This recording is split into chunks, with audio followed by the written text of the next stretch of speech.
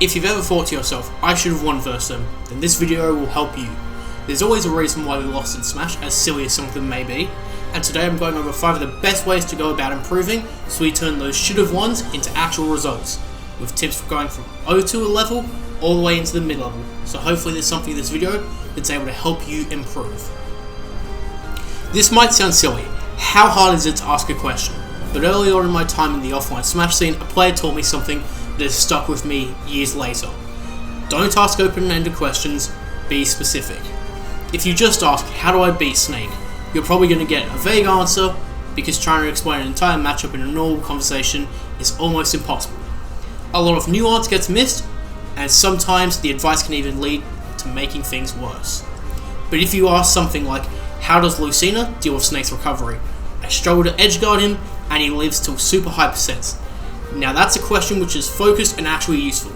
You've given a matchup, Lucina vs Snake, and a common situation, Snake recovering off stage and Lucina attempting to kill him off the side. Those two small changes gives him way more to work with to help your specific situation.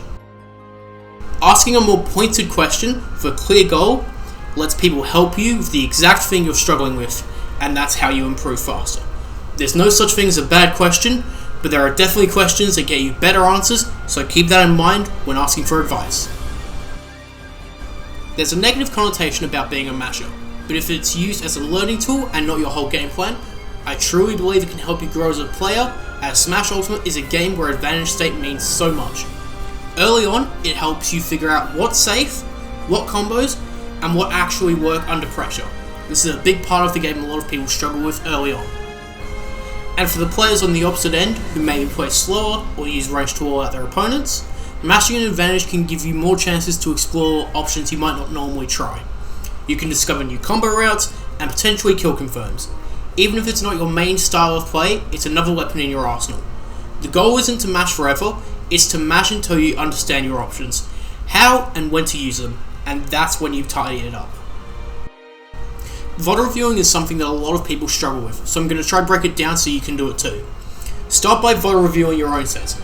Look for patterns, how you're getting hit, where you're losing stocks, and what situations keep coming up over and over again. Theory craft what will work, and then go and test it. Then focus on specific matchups that you actually play. Maybe there are a lot of people in your scene who main a certain character, maybe people are counterpicking you with them, or maybe it's just a personal problem matchup for you. Either way, prioritize what's the most relevant for you. From there, watch top level players in that same matchup.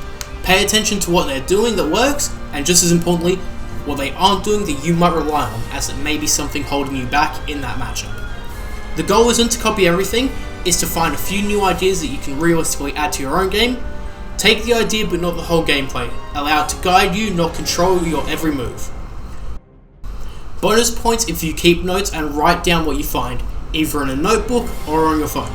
It can be very useful at a tournament, allowing yourself to use it as a reminder before, during, or after a set. A really good rule for getting the most out of practice, especially as a lower level player, is the 80-10-10 rule. About 10% of the time, you should be playing with people below your skill level. This is where you try new ideas, experiment, and see what actually works without the pressure of losing every interaction and feeling like your heart's stuck. 80% of the time, you should be playing people around your level. These are the players you're most likely going to face in bracket, and this is where you build consistency and realistic game plans. This is where you also start to separate yourself from players at your level. The final 10% should be against players that are better than you. This isn't about winning, it's about seeing what stops working, where your habits get exposed, and talking with them after the friendlies or the bracket set about why certain things didn't work and how to improve them. Most players who are better than you are able to help you in some way or another with advice.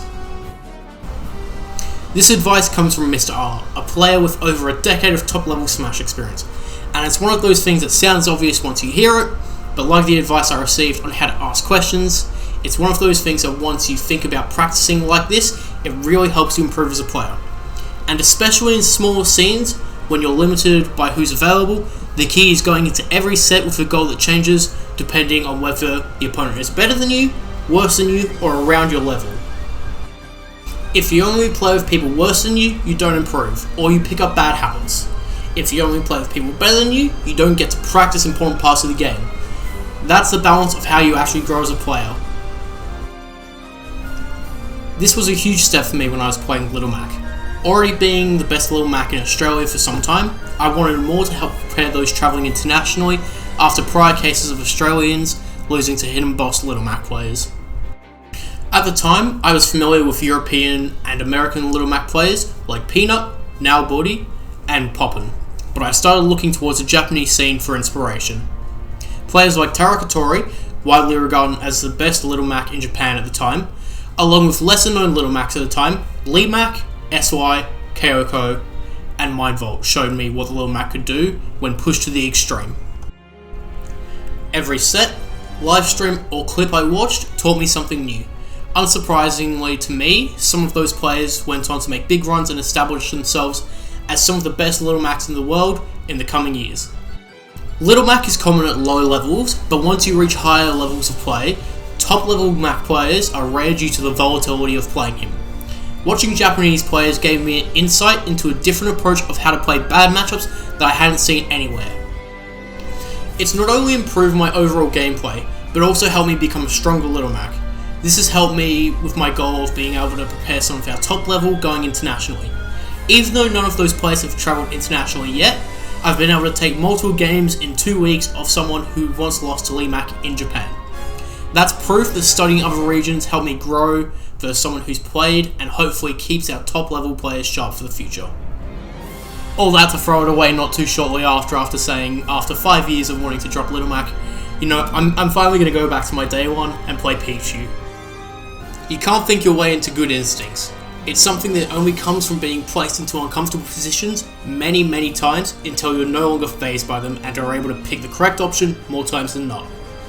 There's some things in Smash that can only be learned through experience. Pichu's Thunder is a great example. The first time it hits you in bracket, especially if you haven't played the matchup in years, it feels broken. But the more you play against it, the more you realise you can't kill everyone with it for free, and there's more behind why it's hitting you instead of being the all-powerful kill move it first seems to be. All the other tips in this video help you practice smarter, but this is what turns that practice into real improvement.